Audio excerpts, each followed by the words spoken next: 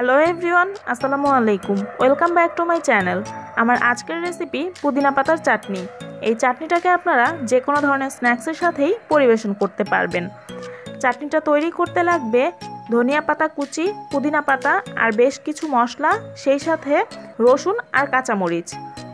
এখানে যে একসাথে মশলাগুলো আছে তার মধ্যে আছে হাফ টেবিল চামচ চিনি, তার পাশে 1 চা চামচ চাট মশলা, হাফ চা চামচ গোলমরিচের গুঁড়া, হাফ চা চামচ ভাজা জিরার গুঁড়া, হাফ চা চামচ বিট লবণ।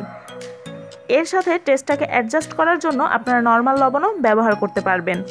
এখন আমি দিয়ে দিচ্ছি ধনিয়া পাতা কুচি, আর এখানে আমি 1 কাপ ধনিয়া পাতা ব্যবহার করেছি। এরপরে দিয়ে দিচ্ছি পুদিনা পাতা, এখানে আমি হাফ কাপ পুদিনা পাতা ব্যবহার করেছি। ধনিয়া পাতা আর পুদিনা পাতাটা কিন্তু অবশ্যই ফ্রেশ ব্যবহার করার চেষ্টা করবেন। এখন বাকি সব মশলাগুলো দিয়ে দিচ্ছি। এখানে আছে বড় 2 কোয়া রসুন আর 3টার মতো কাঁচামরিচ। আমি একটু কেটে নিয়েছি যাতে করে পেস্ট করতে সুবিধা হয়। কাঁচামরিচটা আপনারা আপনাদের টেস্ট অনুযায়ী ব্যবহার করবেন। নর্মাল লবণটা আমি এখনই ব্যবহার করিনি, সব কিছু খুব ভালো করে ব্লেন্ড করে চেক করে নিয়ে তারপরেই লবণটা পরিমাণ মতো ব্যবহার করব। এখন দিয়ে দিচ্ছি 2 টেবিল চামচ টক দই। সব শেষে 1 টেবিল চামচ হোয়াইট ভিনেগার বা সাদা সিরকা দিয়ে ভালো করে ব্লেন্ড করে নিব। তবে আপনারা চাইলে এখানে লেবুর রসও ব্যবহার করতে পারেন। তৈরি হয়ে গেল পুদিনা পাতার চাটনি।